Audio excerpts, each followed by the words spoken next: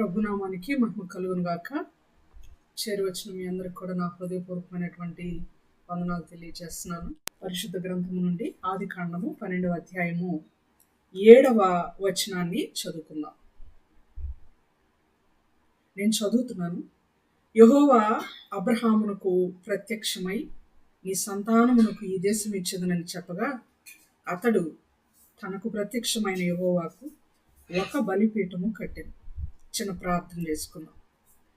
ప్రేమ నమ్మకం కలిగిన మా ప్రియ పరలోకపు తండ్రి, పరిశుద్ధుడా, మహోన్నతుడా, మహాగణుడా, శ్రేష్టమైన అత్యున్నతమైన మీ నామానికి ఎంతగానో వందనాలు, స్తోత్రాలు, స్తుతులు చెల్లించుకుంటున్నాం నాయన. అయ్యా, ఈ యొక్క సాయంకాలం వేళ మీ సన్నిధిలో చేరి మిమ్మల్ని ఘనపరచడానికి మీరు ఇచ్చిన భాగ్యానికై మీకు స్తోత్రములు చెల్లిస్తున్నాం నాయన. ఒక చిన్న అంశాన్ని మేము ధ్యానం చేయవచ్చుండగా మీ వాక్యమును మీ పాదాల చెంత కూర్చుని మేము నేర్చుకొని పోవచ్చుండగా నాయన మాకు నేర్పించమని ప్రాధేయపడుచున్నాం. అయ్యా, మా అందరితో మీరు మాట్లాడి మా జీవితాల్లో, మా ఆత్మీయ జీవితాల్లో మరొక మెట్టు మేము ముందుకెళ్తూ మీ కృపను, మీ సహాయం మాకు అందించమని మా ప్రభుని మీ ప్రియ కుమారుడైన యేసుక్రీస్తు వారి శ్రేష్టమైన నామంలో మిక్కిలి వినయంతో ప్రార్థించి వేడుకొంచున్నాము తండ్రి. ఆమేన్. ఆమేన్. ఆమేన్.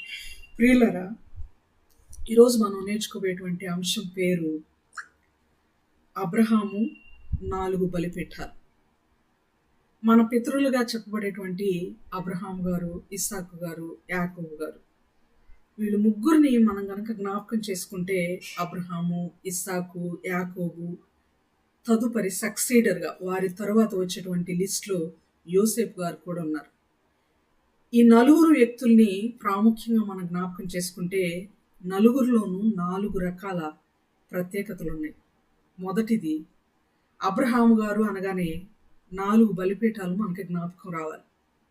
తర్వాత ఇస్సాకు గారు అనగానే 4 బావులు మనకి జ్ఞాపకం రావాలి. తర్వాత యాకోబు గారు అనగానే 4 స్తంభాలు మనకి జ్ఞాపకం రావాలి. ఆ తర్వాత యోసేపు గారు అనగానే 4 అంగీలు మనకి జ్ఞాపకం వస్తాయి. ఈ విషయాన్ని మనం మనసులో ఉంచుకొని ఒక చిన్న అంశాన్ని మనం ధ్యానం చేద్దాం. నలుగురు గురించి ధ్యానం చేసే సమయం మన దగ్గర లేదు కనుక మొదటిగా అబ్రహాము గారిని మనము జ్ఞాపకం చేసుకుంటూ అబ్రహాము గారు కట్టించినటువంటి 4 బలిపీఠాల నుండి మన క్రైస్తవ జీవితంలో, మన బ్రతుకులో, మన ఆత్మీయ ప్రయాణంలో మనం నేర్చుకోవాల్సినటువంటి విషయాలు ఏంటి అనేటువంటి అంశాన్ని ఈరోజు ప్రత్యేకంగా మనం జ్ఞాపకం చేసుకుందాం. అబ్రహాము గారు 4 బలిపీఠాలని తన జీవితంలో కట్టించారు. మొట్టమొదట బలిపీఠము ఎప్పుడు కట్టించారు, ఎక్కడ కట్టించారు అని ఆలోచించే ముందు మొదటిగా బైబిల్లో అసలు ఫస్ట్ బలిపీఠం కట్టింది ఎవరు? ఎవరైనా చెప్తారా? ఎగ్జాక్ట్లీ, నోవహు. అబ్రహాము గారు మొట్టమొదటి బలిపీఠాన్ని కట్టింది ఎక్కడ, ఎప్పుడు అనంటే మనం ఇప్పుడు చదువుకున్నటువంటి వచనమే.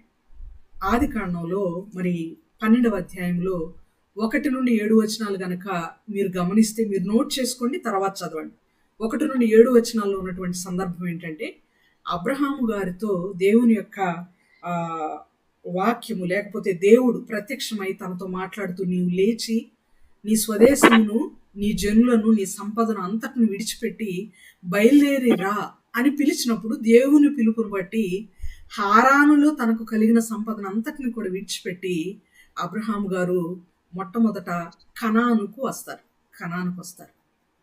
కనానుకు వచ్చిన తర్వాత అక్కడ ఒక బలిపీఠాన్ని కడతారు, ప్రార్థన చేస్తారు. ప్రియులరా, దేవుడు మనల్ని పిలుచుకున్నప్పుడు మన ఆత్మీయ జీవితంలో ఈ లోకంలో మనం ఉన్నప్పుడు ఈ లోకములో నుండి కనానుకు, పరమ కనాను అనేటువంటి స్వాస్థ్యమును, శాశ్వతమైనటువంటి ఆస్తిని, శాశ్వతమైనటువంటి సొత్తును దేవుడు మనకు ఇవ్వడానికి మనల్ని పిలుచుకున్నప్పుడు మొట్టమొదట మన జీవితంలో ఉండవలసినటువంటి బలిపీఠం ఏంటి అంటే ప్రార్థన అనేటువంటి బలిపీఠం. దేవుడు పిలవగానే అబ్రహాంలో ఒక గొప్ప క్వాలిటీ ఉంది. ఎక్కడైనా కానీ ఆయన ఏదైనా అనుకుంటే, ఏదైనా నెరవేరిస్తే, ఏదైనా ఆయన మనసులో తడితే బలిపీఠాన్ని కట్టుకుంటూ వచ్చాడు. అలా 4 బలిపీఠాన్ని ఇంగ్లీష్లో ఆల్టార్ అంటాము.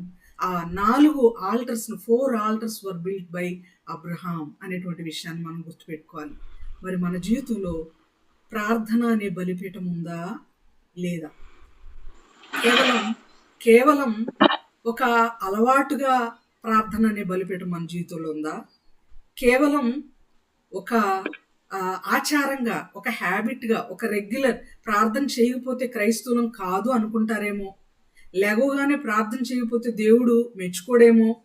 ఒకవేళ పడుకునేటప్పుడు ప్రార్థన చేయకపోతే మరలా రేపు ఉదయం లెగవలేమేమో, లేపడేమో దేవుడు, శాశ్వత నిద్రలోనికి వెళ్ళిపోతామేమో అని ఒక అలవాటుగా, ఒక ఆచారమైనటువంటి ప్రార్థనా జీవితాన్ని మనం కలిగి ఉన్నామా అని మనలను మనము పరిశీలించుకుందాం ప్రియులరా. ఈ ప్రార్థన అనే బలిపీఠం మన జీవితంలో ఉండటం చాలా ఇంపార్టెంట్.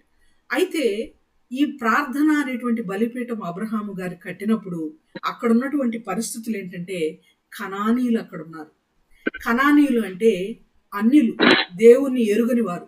కనానీయులు ఎప్పుడు ఇశ్రాయేలీయులకు శత్రువులుగా బ్రతికినటువంటి వారు. కనానీయులు అంటేనే శత్రుత్వం, కనానీయులు అంటేనే విరోధం, కనానీయులు అంటేనే పాపం, కనానీయులు అంటేనే విగ్రహారాధన. ఇలాంటివన్నీ కూడా అబ్రహాము చుట్టూ ఉన్నాయి. కనానులోనే ఆయన బ్రతకవలసి వస్తుందంటే అబ్రహాము చుట్టూ ఉన్నాయి. మన జీవితంలో కూడా దేవుడు మనల్ని పిలుచుకున్నప్పుడు మన చుట్టూ ఈ లోకం ఉంటుంది ప్రియులారా. లోకములోనే మనం చాలా జాగ్రత్తగా బ్రతకవలసి వస్తుంది. అబ్రహాము వలె మన చుట్టూ శత్రువులు ఉంటారు, మన చుట్టూ పాపం ఉంటుంది, మన చుట్టూ విరోధులు ఉంటారు, మన చుట్టూ అసమాధానం ఉంటుంది, మన చుట్టూ ఓటమి ఉంటుంది, మన చుట్టూ మనకు అయిష్టమైనటువంటి కార్యక్రమాలు ఎన్నో జరుగుతూ ఉంటాయి. But still we have to stand for the lord. అయినప్పటికీ కూడా దేవుని యొక్క సన్నిధిలో దేవుని కొరకు నిలబడి మన భక్తి జీవితంలో మనం ముందుకు వెళ్ళవలసిన వారంగా ఉన్నామని ఈ యొక్క బలిపీఠం మనకు నేర్పిస్తుంది. అయితే ఇది ప్రార్థన లేకపోతే ప్రైజింగ్, ఎస్పెషల్లీ అక్కడ దేవునికి స్తుతి చెల్లించినట్లుగా మనకి కనబడుతుంది. మరలా చదువుతున్నాను, ఆదికాండం 12:7 యెహోవా అబ్రహామునకు ప్రత్యక్షమై నీ సంతానమునకు ఈ దేశం ఇచ్చెదనని చెప్పగా అతడు తనకు ప్రత్యక్షమైన యెహోవాకు ఒక బలిపీఠము కట్టెను. ఎంత గొప్ప విషయం! ప్రైజింగ్.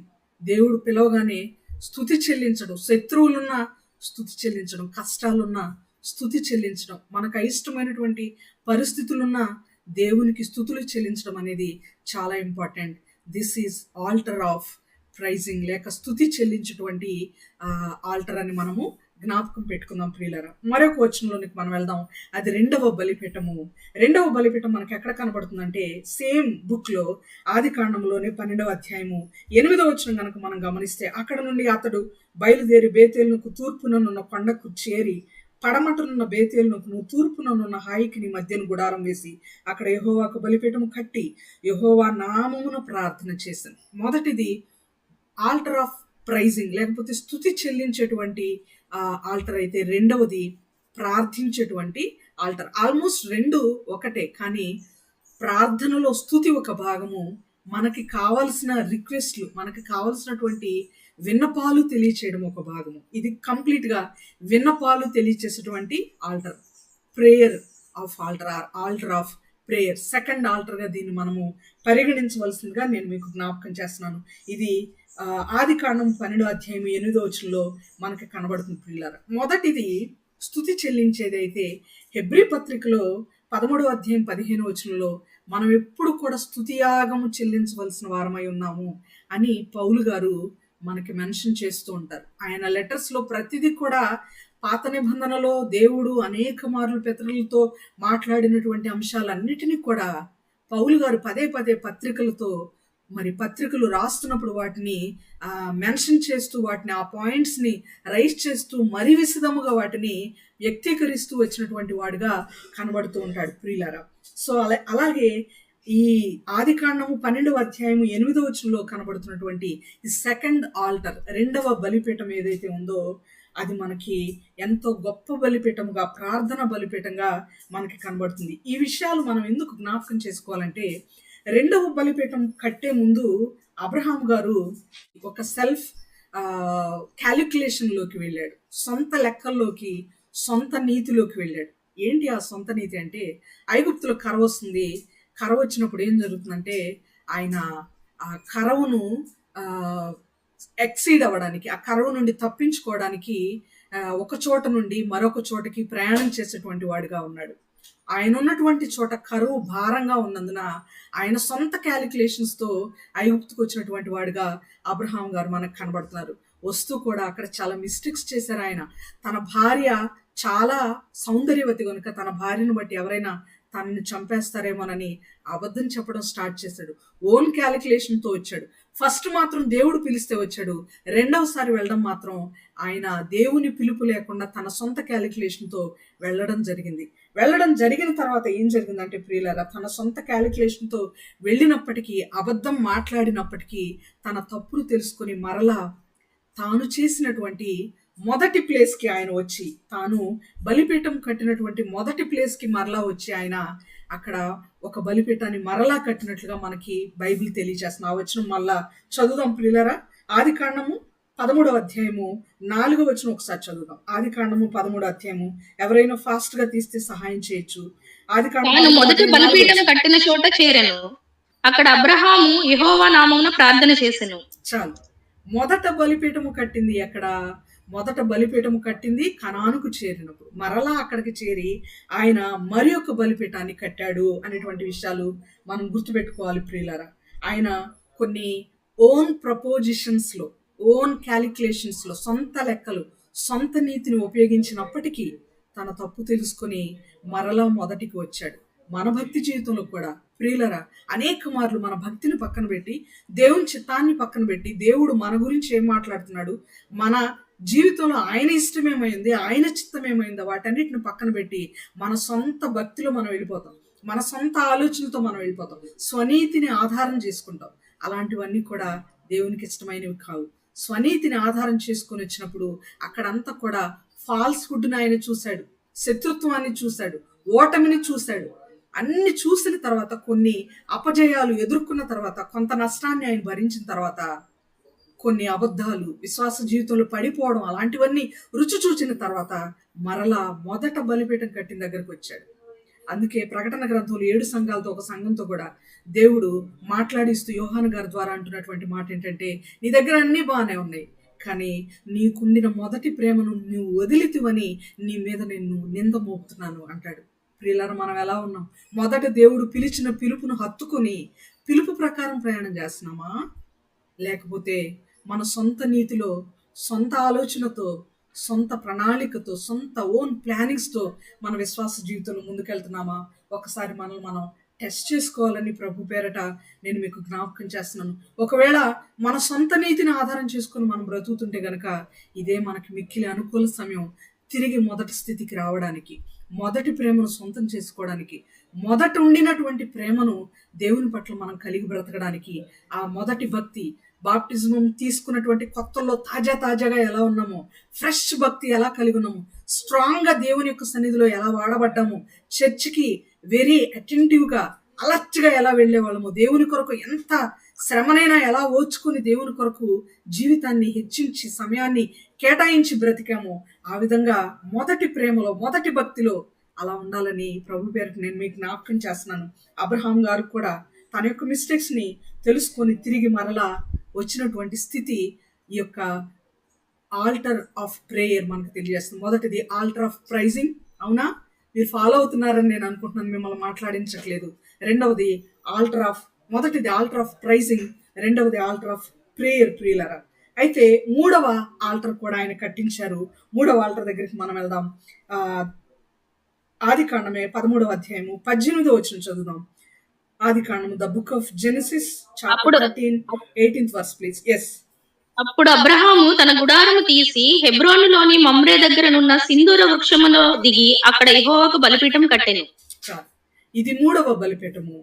సింధూర వృక్షము దగ్గర, సింధూర వృక్ష వనములో దిగి అక్కడ ఒక బలిపీఠము కట్టాడు. ఈ బలిపీఠం కట్టడానికి ముందు ఒక పెద్ద టాపిక్ జరిగింది. అదంతా ఎక్కడ ఉంటుందంటే సేమ్ చాప్టర్, ఆదికాండం 13వ అధ్యాయం మొదటి నుండి 18 వచనాల వరకు నోట్ చేసుకొని మీరు తర్వాత చదవండి. అక్కడ ఉన్నటువంటి విషయాలు ఏంటంటే, లోతు గారికి అబ్రహాం గారికి ఒక డిస్కషన్ జరుగుతుంది. లోతు కాపరులు, మంద కాపరులు, అబ్రహాము మంద కాపరులు ఉన్నారు. వాళ్ళకున్న ఆస్తులు, వీళ్ళకున్నటువంటి వాస్తులు, వాళ్ళు విస్తారమైన ఆస్తిపరులు, ఆస్తి కలిగిన వారు గనక వాళ్ళు కలిసి బ్రతకలేనంత ఆస్తి వాళ్ళకు ఉంది అనేటువంటి విషయం అక్కడ ఉంటుంది. సో నువ్వు ఒక భాగం వైపు వెళ్ళు, నువ్వు ఒక దిక్కు వైపు వెళ్ళు, నేను ఒక దిక్కుంటాను అని లోతుతో అబ్రహాము సమాధాన పడుతూ మాట్లాడేటువంటి సందర్భం ఈ వచనాల్లో మనకు కనబడుతుంది. అబ్రహాంలో ఉన్న గొప్ప విషయం ఏంటంటే లోతు గారికి ఫస్ట్ చాయిస్ ఇస్తున్నాడు. నువ్వు సెలెక్ట్ చేసుకో, నువ్వు ఎక్కడైతే సెలెక్ట్ చేసుకుంటావో నువ్వు సెలెక్ట్ చేసుకున్నటువంటి ప్లేస్లో నువ్వు ఉండు, మిగిలిన ప్లేస్కే నేను వస్తాను అని అబ్రహాం గారు లోతుకు అవకాశం ఇచ్చినప్పుడు లోతు యోర్దాను భాగం అంతటిని ఎన్నుకుంటాడు. అది యెహోవా తోట వలె ఉంది. సొదొమ గొమొర్రాలను దేవుడు కాల్చివేయక మునుపు అది యెహోవా తోట వలె ఉండెను అనేటువంటి మాటలు మనకు అక్కడ కనబడతాయి. ఆ టెక్స్ట్ అంతట్లో కూడా మీరు తర్వాత చదవండి, సమయం లేదు కనుక. 13వ అధ్యాయము ఆదికాండము 1 నుండి 18 వచనాలు ప్రియులారా. అక్కడ ఉన్నటువంటి టెక్స్ట్లో యెహోవా తోట వలె ఉన్నటువంటి ఆ భాగాన్ని అంతటిని కూడా ఒక ప్రీషియస్గా ఫ్రూట్ఫుల్గా ఉన్నటువంటి ఆ ఏరియా అంతటిని కూడా లోతు కోరుకుంటాడు. ఫస్ట్ చాయిస్ తీసుకుంటాడు. లోతు దాన్ని మరి సెలెక్ట్ చేసుకొని సోయర్ వైపు వెళ్తాడు. సొదొమ గొమొర్రాలో ఉన్నటువంటి సోయర్ వైపు వెళ్తాడు. మిగిలిన భాగంలో మరి అబ్రహాం గారు ఉంటారు. మన జీవితంలో కూడా విశ్వాస జీవితంలో సహవాసములో పీస్ అనేది చాలా ఇంపార్టెంట్. ఈ 3వ ఆల్టర్ పేరే ఆల్టర్ ఆఫ్ పీస్, సమాధానంతో కూడినటువంటి బలిపీఠం. మన విశ్వాస జీవితంలో కూడా దేవుడు మనల్ని పిలుచుకున్న తర్వాత ప్రార్థనలో స్తుతిలో మనం కొనసాగుతున్నప్పుడు సంఘములో సమాధానం కూడా చాలా ఇంపార్టెంట్. సహవాసములో whatever it is, whether it is prayer group, whether it is WhatsApp group, whether it is Google Meet, whether it is conference call, whatever it is, ఏదైనా కానివ్వండి, ఆ గుంపులో ఆ ప్రార్థన సహవాసములో సమాధానం అనేది మనకు చాలా ఇంపార్టెంట్. చాలామంది సమాధానం లేకుండానే గ్యాదర్ అవుతారు, సమాధానం లేకుండానే చర్చికి వెళ్ళిపోతారు, సమాధానం లేకుండానే దేవునికి బలులు అర్పిస్తారు, సమాధానం లేకుండానే ఆరాధన చేస్తారు, సమాధానం లేకుండానే ప్రార్థన కానుకలు అన్నీ కూడా చేస్తుంటారు, కృతజ్ఞతలు చెల్లిస్తుంటారు. ప్రియులరా, దేవుడు చెప్పిన మాట ఏంటంటే మనందరికి తెలుసు. సువార్తలు పలుమార్లు మనం చదువుతాం. ఏమనంటే మొదట నువ్వు బలి అర్పిస్తే గనుక, మొదట నీ సహోదరునితో నీకేదైనా విరోధం ఉందని నీకు అనిపిస్తే ఫస్ట్ బలిని అక్కడ స్టాప్ చేసి నీ అర్పణను అక్కడ పక్కన పెట్టి నువ్వు వెళ్ళి ఫస్ట్ సమాధాన పడిరా. సమాధానానికి దేవుడు ఇచ్చేటువంటి ఇంపార్టెన్స్ చాలా గొప్పది. అన్నిటికీ మించి సమాధానం చాలా ఇంపార్టెంట్ ప్రియులారా.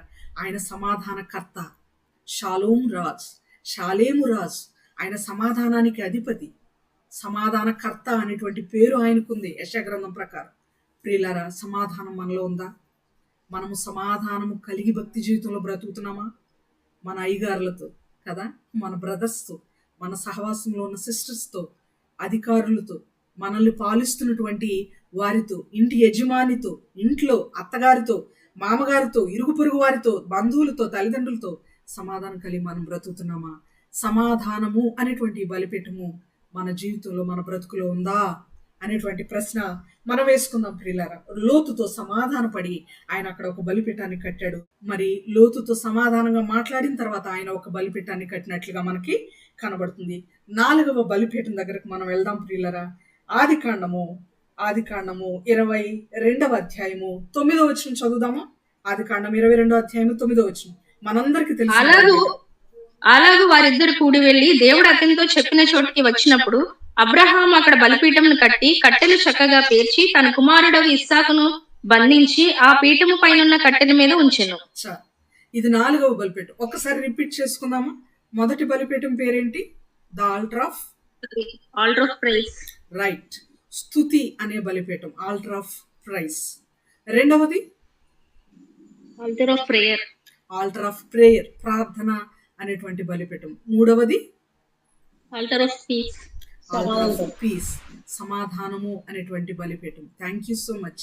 ఈ 3 బలిపీఠాల తర్వాత 4వ బలిపీఠం ఏంటంటే alter of sacrifice, the altar of sacrifice but is turned as alter of provision. ఇది త్యాగము అనేటువంటి బలిపీఠము, కానీ అది దేవుడు దాన్ని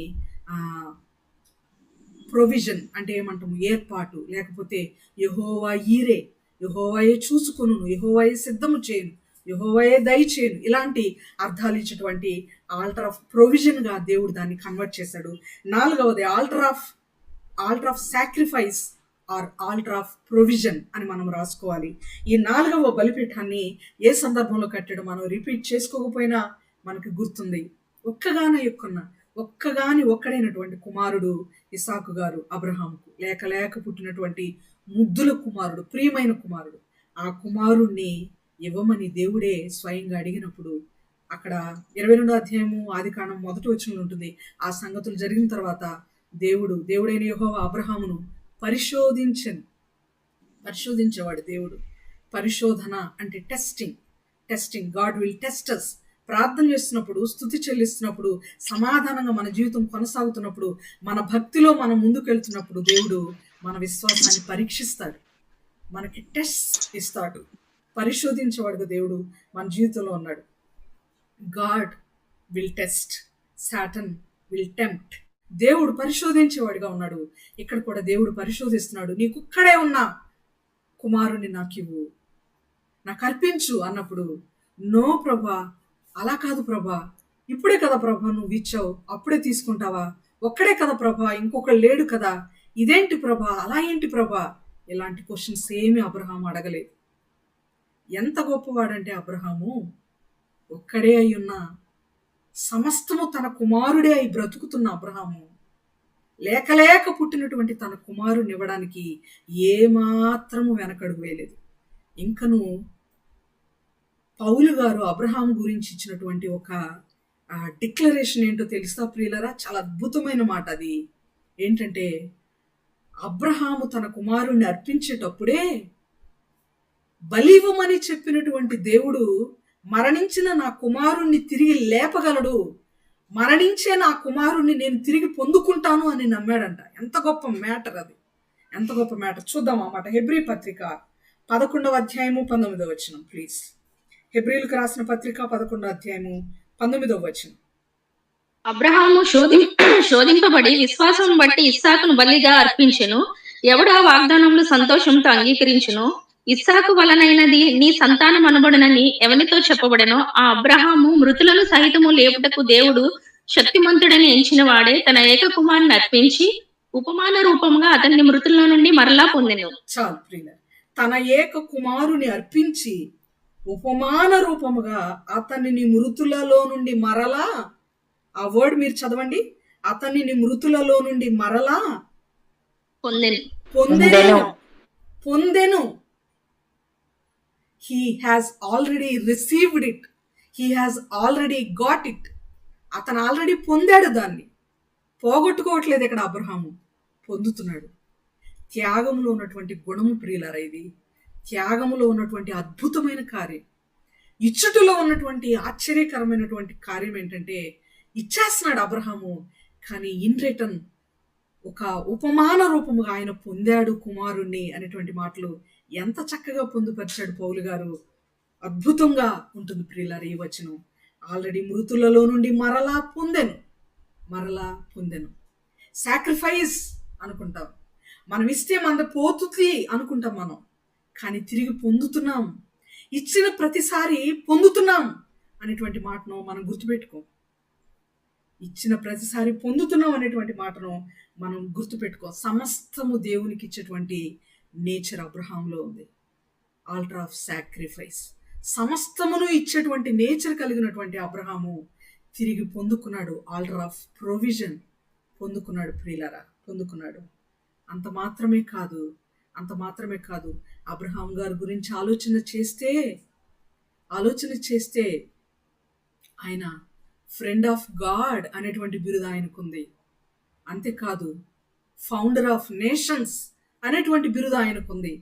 నేషన్స్, జాతులు, మరి రాజ్యాలు, నేషన్స్ అన్నీ కూడా ఆయన వలన, జనాంగములు అన్నీ కూడా ఆయన నుండి ఉద్భవించినాయి. ఫౌండర్ ఆఫ్ నేషన్ ఆయన. దేవునికి స్నేహితుడనే పేరు ఆయనకుంది. ఫ్రెండ్ ఆఫ్ గాడ్, అంతేకాదు father of all Christian believers, విశ్వాసులకు తండ్రి ఆయన. విశ్వాసులకు తండ్రి అనే బిరుదు కూడా ఉంది. ఇన్ని బిరుదులు కలిగినటువంటి అబ్రహాం గారు 4 బలిపీఠాలు కట్టించాడు. అలా అని ఆయనలో మిస్టేక్స్ లేవని కాదు, మిస్టేక్స్ చేసిన మన వంటి మనుషుడే అబ్రహాం గారు కూడా. కానీ గొప్పవాడుగా తన జీవితంలో నిలిచిపోయాడు. విశ్వాసుల వీరుల పట్టికలో కూడా ఆయన పేరు ఉంది. అబ్రహాము గారు అనగానే ఈ 4 బలిపీఠాలు మనకి జ్ఞాపకం రావాలి ప్రియులారా, జ్ఞాపకం రావాలి. మరొక మాటను నేను మీకు జ్ఞాపకం చేస్తున్నాను. అబ్రహాము గారు ఇక్కడ మన ప్రభు అయిన యేసుక్రీస్తుకు సాదృశ్యంగా ఉన్నాడు. మన ప్రభు అయిన యేసుక్రీస్తు కూడా ప్రార్థించాడు. మన ప్రభు అయిన యేసుక్రీస్తు కూడా స్తుతించాడు. మన ప్రభు అయిన యేసుక్రీస్తు కూడా సమాధానముగా ఉన్నాడు, సమాధానాన్ని అనుగ్రహించాడు. మన ప్రభు అయిన యేసుక్రీస్తు కూడా త్యాగము కలిగి ఉన్నాడు. ఆయనే త్యాగమూర్తిగా ఉన్నాడు. తండ్రి అయిన దేవుడు తనకున్నటువంటి ఏకైక కుమారుణ్ణి మన కోసం బలి అర్పించాడు. అలాగే అబ్రహాం గారు కూడా తనకున్న ఏకైక కుమారుణ్ణి దేవునికి బలి అర్పించడానికి వెనుకడుగు వేయలేదు. ఇక్కడ అబ్రహాం గారి ప్లేస్లో తండ్రి అయిన దేవుడు మనకు కనబడుతున్నాడు. ఇస్సాకు గారి ప్లేస్లో బలి అయిన యేసయ్య మనకు కనబడుతున్నాడు.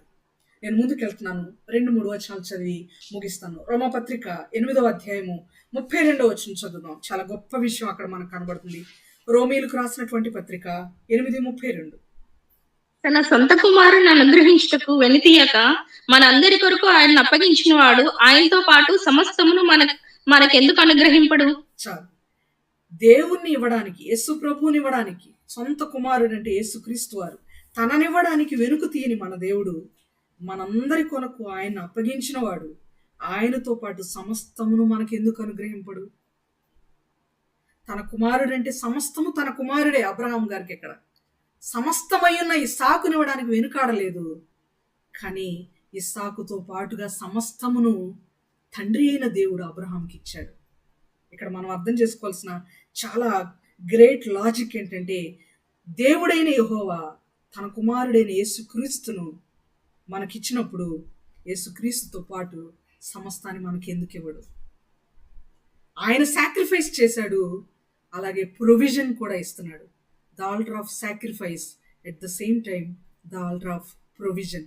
సమస్తాన్ని ఇచ్చేవాడుగా ఆయన ఉన్నాడు. అందుకే ఆ ఆల్టర్కి అబ్రహాం గారు పెట్టుకున్నటువంటి పేరు యెహోవా ఈరే. యెహోవా ఈరే. విశ్వాస జీవితంలో ప్రియులరా, మొదట ప్రార్థన, మొదట స్తుతి, తర్వాత ప్రార్థన, తర్వాత సమాధానం ఉండాలి, తర్వాత సాక్రిఫైస్ ఉండాలి. ఏదైనా దేవుని కొరకు ఇచ్చేది, ఏదైనా ఇవ్వాలి దేవుని కొరకు.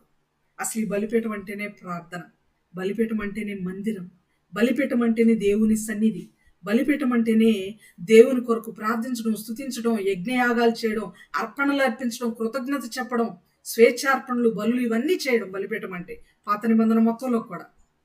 కానీ క్రొత్త నిబంధనలోకి వచ్చేసరికి బలిపీఠం అంటే నువ్వు నేనే. క్రొత్త నిబంధనలోకి వచ్చేసరికి మందిరం అంటే నీవు నేనే. కొరింథీయులకు రాసిన మొదటి పత్రిక 3వ అధ్యాయం 16వ వచనం గనక గమనిస్తే, మీరు దేవుని ఆలయమై ఉన్నారనియు దేవుని ఆత్మ మీలో నివసించుచున్నాడని మీరు ఎరుగరా? మనమే దేవుని ఆలయం, మనమే ఆల్టర్. ఛాలెంజింగ్ వర్డ్ ఒకటి పౌలు గారు మనకి రాస్తున్నారు. రోమీలకు రాసిన పత్రిక 12వ అధ్యాయము 1వ వచనం కంటత వాక్యం కూడా. కాబట్టి సహోదరులారా, పరిశుద్ధమును దేవునికి అనుకూలమైన సజీవ యాగముగా మీ శరీరములను ఆయనకు సమర్పించుకొనుడని దేవుని వాత్సల్యమును బట్టి మిమ్మల్ని బతిమాలుకొనుచున్నాను. ఇట్టి సేవ మీకు యుక్తమైనది. చాలు. ఇప్పుడు చెప్పండి, మనలో ఉండాల్సింది ఆల్టర్ ఆఫ్ ప్రేయరా, ఆల్టర్ ఆఫ్ ప్రైజా, ఆల్టర్ ఆఫ్ పీసా, altar of sacrifice or altar of ప్రొవిజనా? లేక మనమే ఒక ఆల్టర్గా ఉండాలా? మనకు అర్థం అవ్వాల్సిన మాట, మనమే ఆయనకు ఇంపైన యాగముగా, అనుకూలమైన సజీవ యాగముగా మనం బ్రతకాలి అని పౌలు గారు మనకు తెలియచేస్తున్నారు. ప్రియులారా, అబ్రహామును దేవుడు తన కుమారుణ్ణి ఇచ్చేసేయాలి అని అడిగినప్పుడు బలిపీఠం మీద, కట్టెల మీద పరుండబెట్టబడింది ఎవరు? తన ఏకైక కుమారుడు ఇస్సాకు అని బైబిల్లో ఉంది. కానీ ఆత్మీయంగా మనం ఆలోచన చేస్తే, ముసలి వయసులో, 100 ఏళ్ల వయసులో ఉన్నటువంటి ఒక వ్యక్తికి తన తర్వాత, తన అనంతరము తన వారసుడు అయ్యున్నటువంటి ఇస్సాకును, లేకపోతే ఒకడే కొడుకును తీసుకొచ్చి మరణించాలి, లేకపోతే ఆయన్ని చంపేయాలి, బలివ్వాలి అని చెప్పినప్పుడు డీప్గా కనుక మనం ఆలోచన చేస్తే అక్కడ బలి అవుతుంది, వేదన చెందుతుంది. తన కుమారుణ్ణి బలిస్తూ అక్కడ బలి అయిపోతున్న వ్యక్తి ఎవరో తెలుసా? చెప్పాలి మీరు. అబ్రహాం గారు. Exactly I'm very happy. పాఠం మీకు అర్థమైంది, నాకు సంతోషం. అబ్రహాము గారు అక్కడ బలిపీఠం మీద పరుండబెట్టబడింది ఇసాకు గారే అయినా అక్కడ బలి అవుతుంది ఎవరో తెలుసా? సమస్తాన్ని దేవునికి ఇవ్వడానికి రెడీ అయినటువంటి అబ్రహాము బలి అవుతున్నాడు. మనము బలిగా ఉన్నామా? మనం అనుకుంటాం బలిస్తున్నాం, కానుకలు ఇస్తున్నాం, అర్పణలు ఇస్తున్నాం, చర్చికి వెళ్తున్నాం, చందా వేస్తున్నాం, కుటుంబ ప్రార్థన పెట్టించుకుంటున్నాం, పాస్టర్ గారిని గౌరవిస్తున్నాం, పాస్టర్లకి బట్టలు పెడుతున్నాం, అవి ఇస్తున్నాం, ఇవి ఇస్తున్నాం, దేవునికి ఎన్నో చేస్తున్నాం, చర్చికి పెయింట్ వేస్తున్నాం, కట్టన్లు ఇస్తున్నాం, చర్చికి కావాల్సిన ఫ్యాన్లు కొనిస్తున్నాం, మనం చాలా చేస్తున్నాం దేవునికి అనుకుంటున్నాం. దేవుడు అడుగుతుంది ఇవన్నీ కాదు, నిన్ను నువ్వు నాకు ఇవ్వు. అన్ని నువ్వు ఇస్తున్నావు, కానీ నువ్వు నాకు సజీవ యాగముగా, నాకిష్టమైన అనుకూలమైన బలిగా నువ్వే నాకు ఉండాలి. నువ్వే నా మందిరం, నువ్వే నా అర్పణ, నువ్వే నా ఆల్టర్ అని దేవుడు తెలియజేస్తున్నాడు. ఈ కొద్ది మాటలు దేవుడు మనందరి కొరకు దీవించి ఆశీర్వదించును గాక.